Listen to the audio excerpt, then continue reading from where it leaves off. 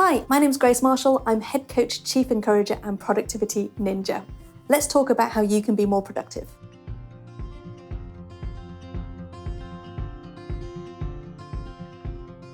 Most people start in business because they have something they enjoy doing, that they love doing, that they're good at doing, and they want to make a difference in the world. The problem is when you start off in business, CEO means Chief Everything Officer. So as well as the core business that you're really good at doing, you're probably doing lots of other jobs as well. We set up in business because we want some flexibility.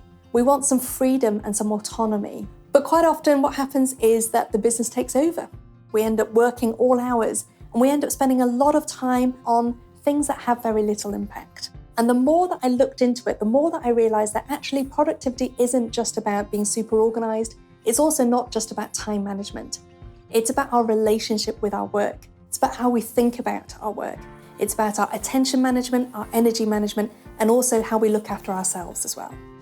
If I asked you, hey, how's it going? How's business? Quite often you'd say, yeah, busy. We tend to think of busy as a good thing. The problem is busy doesn't mean productive. They are two very different things. Busy just measures quantity, not quality. It measures how hard somebody's working, but maybe not necessarily what they're working on or what they're achieving with those things. So we need to start to measure productivity by outcomes, not by input, by what we're achieving and the impact that we're making, not by how hard we're working, how many hours we're doing, or how many emails we're sending. So people often think about productivity as getting as much done as possible. But actually, what stops us from being productive often isn't that we're not doing enough work, it's that we're trying to do too much. So what's really important is that we need to be able to discern between what's real work that's going to move us forward and fake work that's just going to keep you busy. And let's face it, there's enough fake work out there to keep you very busy. Real work is probably picking up the phone to that potential client and having a conversation. Fake work is editing that brochure for a fifth time or polishing that website instead of hitting publish and getting it out there. So we probably can't eliminate fake work entirely from your day, but what we can do is pay attention. How much of your day is spent on real work? How much of your day is spent on fake work? And then if you're not happy with the balance, you can start to address that. Let's stop thinking about time management and start to think about attention management. Because let's face it, time without attention is completely useless. And our attention is not constant throughout the day. So we'll have our peak attention times, the times when you're at your best, when you are super creative, super alert, time that you want to be using for your deep dive work, your creative work, your problem solving. On the other end of the spectrum, we have our zombie moments. The times when we're physically there, but our brain is really just not great. So that's the time when you might want to take a step back and maybe do some easier work. Don't try and push yourself to get that super critical piece of work done. So instead of trying to squeeze every single minute out of every day, it's actually better to ride the attention wave. Notice when you're at your best and reserve that time for your best work. When we're working in business, we want to be responsive to our clients, to our colleagues, to our customers. But the problem is if we're constantly reactive, that steals a lot of our attention. And our attention is fragile. It's like an egg, it's really easily broken and really hard to put back together again. Research suggests that it can take on average between 15 and 23 minutes to recover your attention from just a 1-minute interruption. So 1-minute email, 1-minute phone call, somebody coming up to your desk saying, hey, have you got a minute? So if you think about it, that means it would only take 3 or 4 badly timed interruptions to suck up a whole hour of your day. There are times when we need to have our brain to ourselves. If you know that you've got something that requires that deep dive focus, protect your attention. Turn off your phone, work offline, let people know when you're available and also when you're not available. How best to get hold of you if it's an emergency, but also when you'll get back to them if they send you an email. You'll be amazed at how much you can get done in even just an hour of uninterrupted time compared to trying to do everything at once and be flitting between lots of different things throughout the day.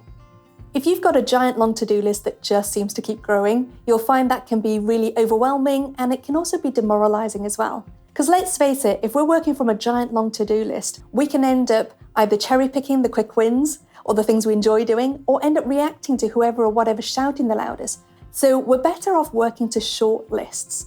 You might have a big brain dump of lots of things you have to do, but pick maybe 5 things, maybe even 3 things. The actual act of choosing 3 things forces us to focus on what's going to create the biggest impact.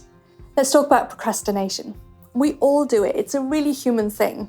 We put things off that we don't want to do, and it just grows and gets worse. Now, there's usually 3 different reasons why we might procrastinate. Either it's too big, or it's too boring, or it's too scary. So if it's too big, how can you make it smaller? How can you maybe just make a start, take the first step, and get it going? If it's too boring, how can you make it more interesting, make it more fun? Maybe change how you do it. Maybe change your environment. If it's scary, that's the time to give yourself a pep talk. Quite often we see nerves as a sign that maybe we're not good enough. But actually nerves can also be a sign that we care, and that actually this is exactly what I should be doing, rather than a sign that I should back off. So what you can do is start the day by eating a frog for breakfast. If you do the unpleasant tasks first, get it out of the way, now everything else will taste sweet by comparison. Saying yes is our default, isn't it? We want to say yes to new opportunities, we want to help our clients, we want to be helpful to our colleagues as well. The problem is we can't say yes to everything, and so we're going to have to start saying no at some point. And in fact, if we never say no, we're going to end up saying no by default to whatever drops off the list or whatever never makes it to the top of the list. And sometimes those are the actual things that are going to make a bigger difference. One of my tips for saying no is to say yes on your own terms. So instead of no, I can't help you, or no, I haven't got time right now, you can say, yes, I'd love to help. And actually, this is the best way I can help. Yes, I'd love to talk about that. How about 4 o'clock?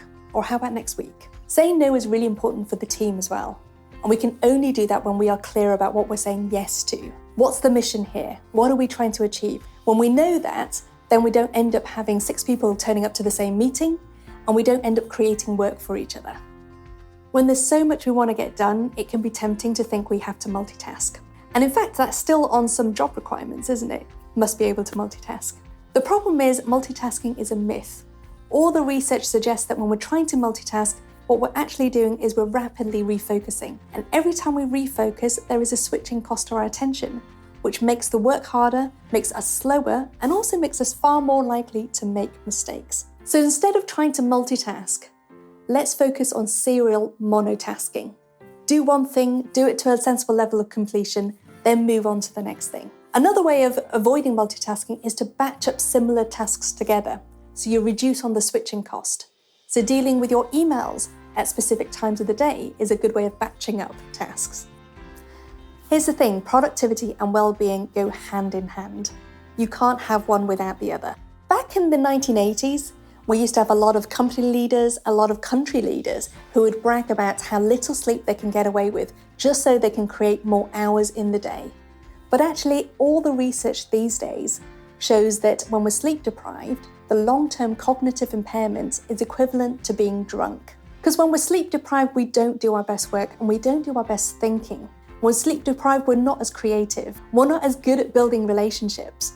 And all of those things are things that are crucial in business. So next time you're tempted to sacrifice your sleep to get a few more things done, consider it might be more productive to just stop there. The short-term gain by getting those things done is not worth the long-term pain.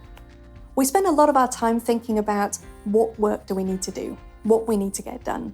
But it's time to start thinking about how we do that work. The way that we work, not just the work that needs to get done. Final thing I want to say is this. Let's focus on progress, not perfection. You'll have good days, you'll have bad days. And what's important here is knowing what works. So put these things to the test, see what works for you, and do more of that.